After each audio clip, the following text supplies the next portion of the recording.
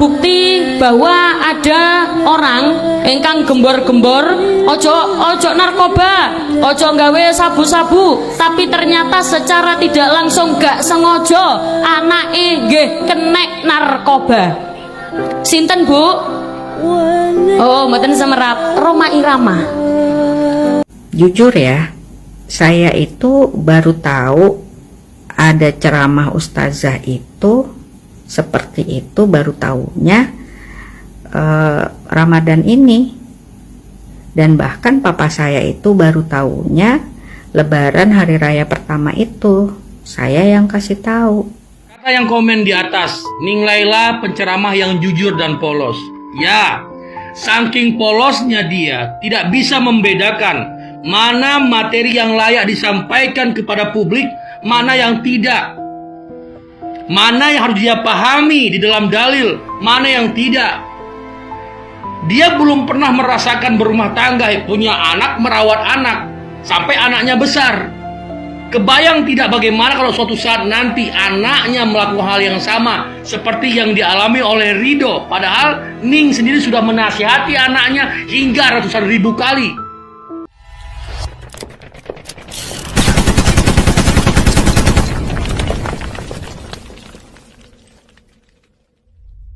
Viral, penceramah muda cantik Umi Laila sentil Raja Dangdut Rhoma Irama. Dalam ceramahnya Umi Laila mengangkat materi tentang pemuda zaman sekarang yang mudah sekali terpengaruh dengan narkoba, mabok, judi, dan sebagainya. Sebagai orang tua kita harus selalu waspada dan berhati-hati agar tidak kecolongan dalam mendidik anak kita. Kata ustazah cantik ini, terbukti seorang Raja Dangdut yang selalu menggembar-gemborkan untuk tidak judi, narkoba, mabok. Ternyata anaknya sendiri terkena narkoba. Imbuh Umi Laila. Hal inilah yang membuat banyak netizen mengkritik gaya ceramahnya. Tak hanya netizen, anak perempuan sang Raja Dangdut pun, Debbie Irama juga angkat bicara. Jujur ya, saya itu baru tahu ada ceramah ustazah itu seperti itu, baru tahunya Ramadan ini. Dan bahkan papa saya itu baru tahunya Lebaran hari raya pertama itu. Saya yang kasih tahu. Cuma saya bingung kenapa jadi pendukungnya ustazah itu terus-terusan ngebully bapak saya, menghujat bapak saya, menghina bapak saya. Sementara kan bukan bapak saya yang mulai duluan menyindir-nyindir ustazah itu. Bahkan papa saya tuh kayaknya nggak kenal deh sama ustazah tersebut gitu. Tapi gini ya, kita tuh nggak pernah tahu loh ujian dan musibah apa yang akan menimpa kita. Jadi daripada kalian terus-terusan menghina, menghujat, ngebully bapak saya, mendingan kalian mendoakan diri sendiri aja, mendoakan keluarga kalian supaya diri kalian, keluarga kalian nggak ada yang terkena narkoba.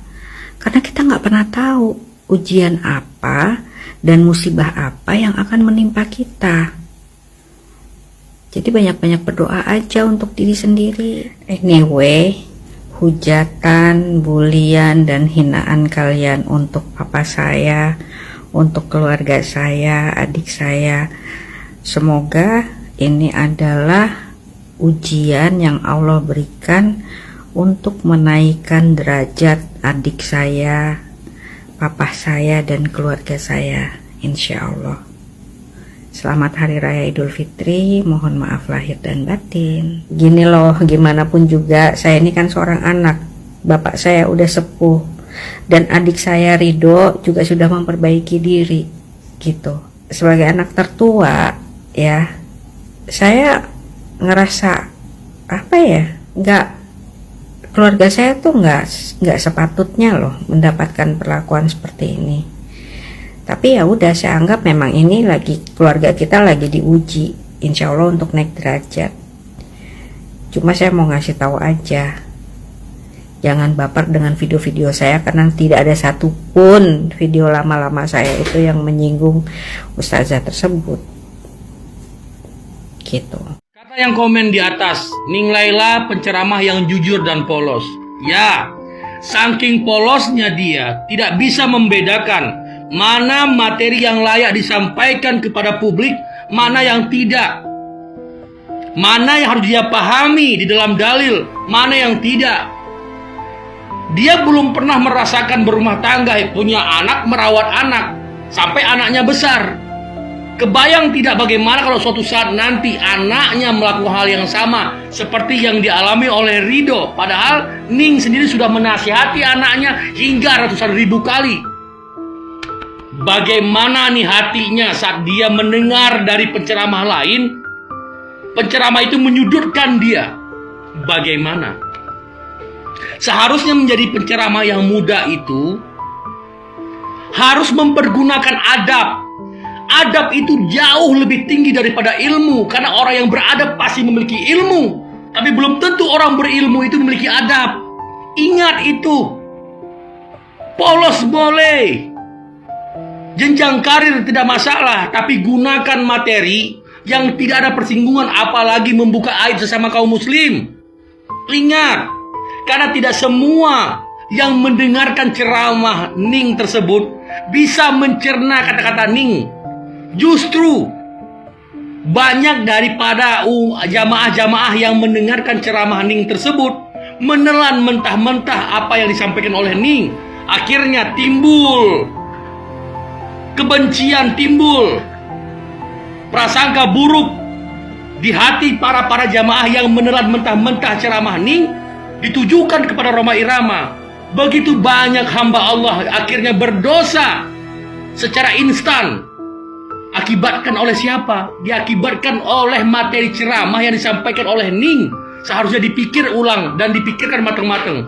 Bukan demi popularitas menghalalkan segala macam cara. Ingat itu. Maaf bang, saya orang bodoh. Tapi saya terus terang aja, sedikit banyak saya nggak mendukung ceramah seperti ini. Karena ceramah itu menyuarakan kebenaran, bukan untuk menyinggung orang, apalagi orangnya masih hidup. Ya, kalau menurut saya ini kurang bagus. Karena semua orang, kecuali orang stres, pasti punya perasaan dan punya hati. Ya, seperti abang aja ini, yang komen ini.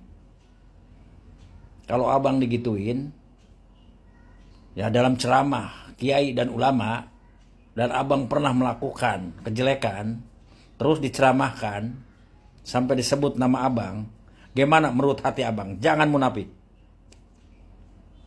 Pasti abang sedikit banyak malu. Apalagi Bapak Haji Rhoma Irama, orang tenar lah, telah berjasa lah dalam musik di Indonesia. Ya, jangan merasa benar sendiri bang. Ya, kecuali abang nggak punya hati, pikirannya mungkin rada kurang bagus lah gitu. Pasti mungkin abang gak malu. Ya, tapi kalau abang masih normal, pastilah sedikit banyak abang malu, sampai keluarga abang juga malu pasti. Jangan munafik. Ya.